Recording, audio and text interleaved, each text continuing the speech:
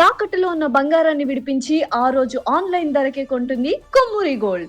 నమస్కారం అండి, సుమన్ టీవీకి స్వాగతం. నేను గీతాంజలి. మనతో పాటు ఉన్నారు అభ్యుదయ ఫౌండేషన్ అలాగే think tank CEO Nandakishore Reddy గారు.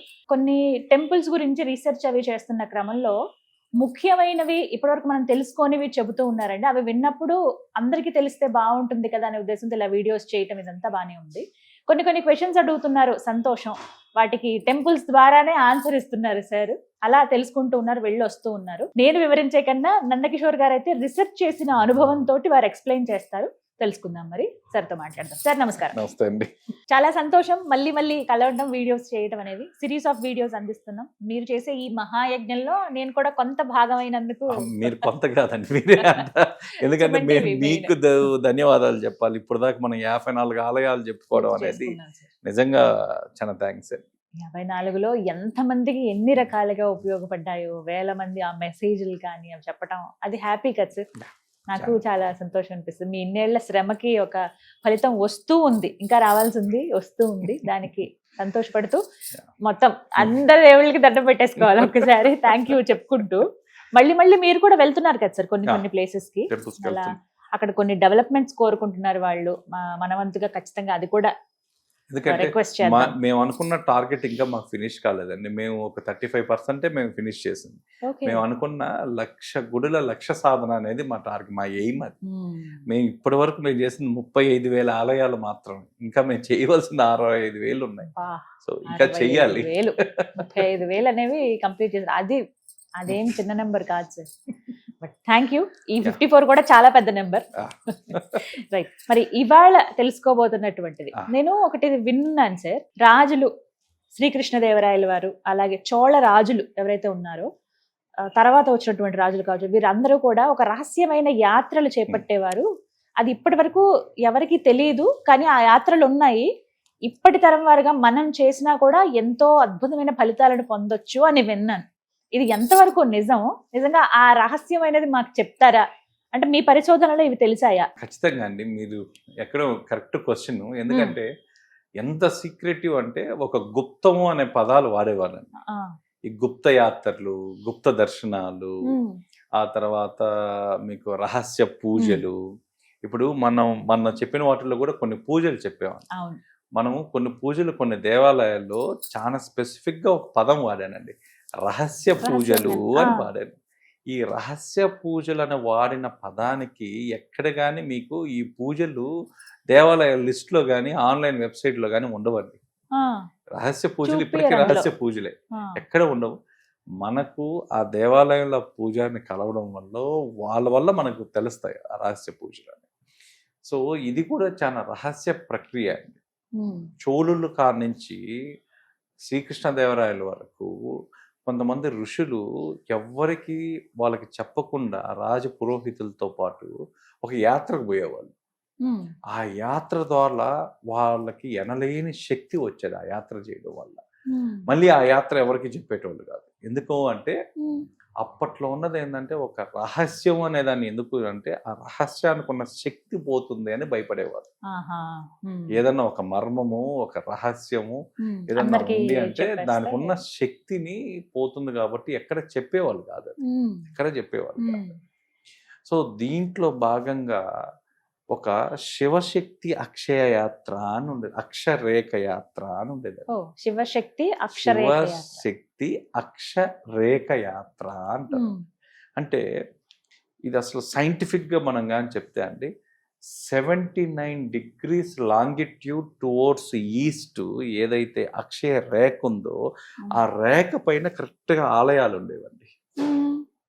ఈ 79 degrees ఈస్ట్ లాంగిట్యూడ్ లో వీటిపైన ఉన్న ఆలయాల్లో శివుని యొక్క శక్తి ప్రవాహం అనేది స్ట్రైట్ గా జరిగేది.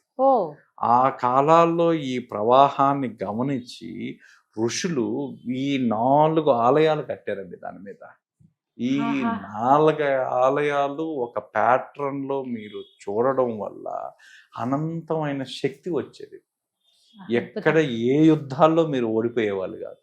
శివుని శక్తి డైరెక్ట్ గా మీ బాడీలోకి వచ్చే టెంపుల్స్ అండి. ఎంత సైంటిఫిక్ గా కట్టారంటే అండి నిజంగా అసలు వాళ్ళల్లో ఆ కాలాల్లో ఆ రేఖను చూసుకొని ఆ రేఖ ఆ. కరెక్ట్గా దాని మీద అమర్చినట్టు కట్టారు ఆ టెంపుల్స్ అండి. అద్భుతం. సో ఈ రేఖల్లో మనం చెప్పినట్టు 79 డిగ్రీస్ ఈస్ట్ లాంగిట్యూడ్ పైన ఉన్న రేఖ అండి. ఇది భారతదేశంలోనే ఈ విధంగా ఆలయాలు కొన్ని చేశారు. మన దక్షిణ భారతదేశంలో కూడా మళ్ళీ చేశారు. ఓ ఇది ఏం యాదృచ్ఛికంగా చేయలేదండి. ఏదో చేస్తే అది లైన్స్ అలా. రాలేదు. దానికి ఒక యోగా శాస్త్రం వాడారు, జ్యోతిష్యం వాడారు, భౌగోళిక శాస్త్రం గురించి వీటి అన్నిటినీ అధ్యయనం చేసి వాటి ఆధారంగా ఈ ఆలయ నిర్మాణాలు చేశారు. చేశారు. సో ఇక్కడ ఈ మార్గం ఇది చేయడం వల్ల ఏంటంటే అండి, మనకు ఒక ఇన్నర్ ట్రాన్స్ఫర్మేషన్ జరిగింది ఆటోమేటిక్గా. మీకు ఈ ఇన్నర్ ట్రాన్స్ఫర్మేషన్ యాత్ర అంటారు దీన్ని. మామూలుగా ఏదైనా చెప్తే మీకే ఒక ఇన్నర్ ట్రాన్స్ఫర్మేషన్ వస్తుంది. సో ఆ తర్వాత కూడా విజయనగర కాలంలో చోళులు వీళ్ళందరూ కూడా ఆలయాల నిర్మాణాలు ఒక దిశా జ్ఞానం అంటే ముందర ఏ ఉండాలి, తర్వాత ఏ ఉండాలి, ఇవన్నీ వీటితోనే ఆలయ నిర్మాణం జరిగేదండి. ఈ దిశా జ్ఞానంలో చెప్పుకున్నట్లుగా ఆలయ గోపురం ఎక్కువ తూర్పు దిశకు ఉండడం, సూర్యోదయ కిరణాలు గర్భగుడిలో పడేటట్టు నిర్మాణం చేయడం, ఆ తర్వాత ఆలయ ప్రాంగణంలో జియోమాగ్నెటిక్ వాల్యూస్ ఉండేటట్టు కట్టడం, ఇవన్నీ కూడా ఈ దిశా జ్ఞానం ఆధారంగా చేసేవాళ్ళండి. ప్రతి ఒక్కటి కూడా రీసెర్చ్ చేసి దాని మీద చేసేవాళ్ళు. సో వీటిల్లో ఫస్ట్ శివశక్తి రేఖ భాగంలో ఆ కాలంలో రాజులు కూడా వాళ్ళు తిరుగుతున్న ఆలయాలు కూడా 4 ఆలయాలు తిరిగేవాళ్ళండి. 4 ఆలయాల్లో ఫస్ట్ ఎత్తుకోవడం అరుణాచలం. ఇక్కడ అగ్ని జాగృతి చేసే స్థలం కాబట్టి స్వామి దర్శనం చేసుకునేవాళ్ళు. ఆ కాలాల్లో గిరివాలం కూడా చేసేవాళ్ళు.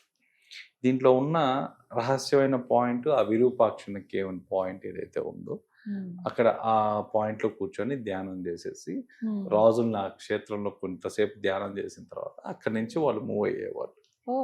ఆ తర్వాత చిదంబరం. ఈ చిదంబరం దగ్గరికి వచ్చేసరికి మీకు ఆ స్తంభాలు ఉంటాయండి చిదంబరం ఆలయంలో. ఆ స్తంభాల దగ్గర ఒక ఎనర్జీ పాయింట్ ఉంది. సో ఈ స్తంభాల దగ్గర కూర్చొని ధ్యానం చేసేవాళ్ళు.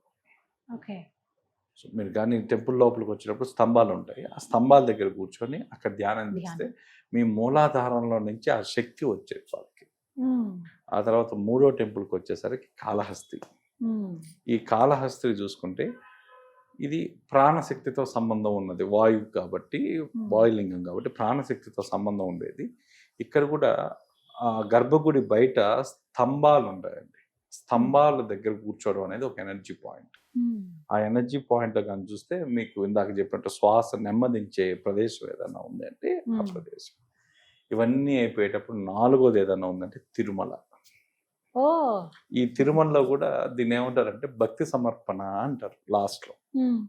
ఈ భక్తి సమర్పణ కావిస్తే మీ యాత్ర ముగిసినట్లు. సో ఇక్కడ అంటే స్వామి పుష్కరిణి దగ్గర కూర్చోబెట్టేవాళ్ళండి రాజుల్ని వీళ్ళందరినీ కూడా. ఆ స్వామి పుష్కరిణి దగ్గర కూర్చోవడం, ఆ పుష్కరిణి దగ్గర ధ్యానం చేయడం వల్ల ఆ ఉండే ఆ లాంగిట్యూడ్ లో ఉండే దేవాలయాలన్నింటిలో నుంచి కూడా ఆ శివుని యొక్క శక్తి ప్రవాహం జరిగే ప్లేసెస్ అండి. ఆ ప్రదేశాల్లో వీళ్ళు కూర్చొని ధ్యానం చేస్తే ఆటోమేటిక్ గా వాళ్ళు యాక్టివేషన్ అయ్యేవాళ్ళు. సో ఈ విధంగా యాత్ర చేసేవాళ్ళు. ఎనర్జీ ఉండేది. ఈ 4 ఆలయాలు ఒకసారి మీరు కానీ చూస్తే ఆ లాంగిట్యూడ్ లో ఎలా ఉన్నాయో చూస్తే తిరువన్నామలై వచ్చి -79.07 డిగ్రీస్ ఈస్ట్ సైడ్ లాంగిట్యూడ్ లో ఉందండి. చిదంబరంకి వచ్చేసరికి -79.69 డిగ్రీస్ ఈస్ట్ లాంగిట్యూడ్ లో ఉంది. శ్రీకాళహస్తి వచ్చేసరికి -79.70 డిగ్రీస్ లాంగిట్యూడ్ లో ఉంది. తిరుమల వచ్చేసరికి -79.34 లాంగిట్యూడ్ లో టువర్డ్స్ ఈస్ట్ ఉంది. సో ఇవన్నీ ఒకే అక్షయ రేఖలో ఉన్నాయి కాబట్టి ఆ శివుని శక్తి ప్రవాహం కూడా వస్తుంది కాబట్టి వీటన్నిటిని క్యాలిక్యులేట్ చేస్తే ఈ 4 ఆలయాలు కట్టారు మన దక్షిణ భారతదేశం. ఇప్పుడు మనం యాత్ర చేయాలంటే ఈ ఈ విధంగా 4 చేస్తే- యాత్రలు ఈ చేయడం వల్ల మీకు ఆటోమేటిక్ గా ఆ ఎనర్జీ పాయింట్స్ లో కూర్చోవడం వల్ల Hmm. ఇది అత్యంత రహస్యమైంది, అత్యంత గోప్యమైన యాత్ర.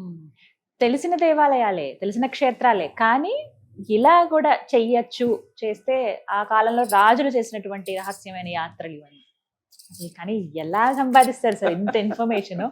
చక్కగా ఎప్పుడు చూస్తూ ఉంటాం, ఒక బుక్ లో నోట్ చేసుకొని అన్ని తీసుకొచ్చే అంటే ఇన్ఫర్మేషన్. ఏది ఎక్కడ మిస్ అయితే ఇబ్బంది అని మా మెమరీని మేము నమ్ముకోలేక నీట్ గా రాసుకొని వచ్చి మధ్యలో తప్పదు ఇంకా అలా చూసి చెప్తూ మిస్ అవ్వకుండా చెప్పాలంటే. అంటే ఒక information 10 తీసుకో. ఆలయాలు అయితే మనకు అసలు ఏం లేకుండా చెప్పేయచ్చండి, కానీ మనకు అంత మేధోశక్తి ఇన్ని వందల ఆలయాలు గుర్తుపెట్టుకోవడం అంతే కదా సార్. సహజంగా కష్టం.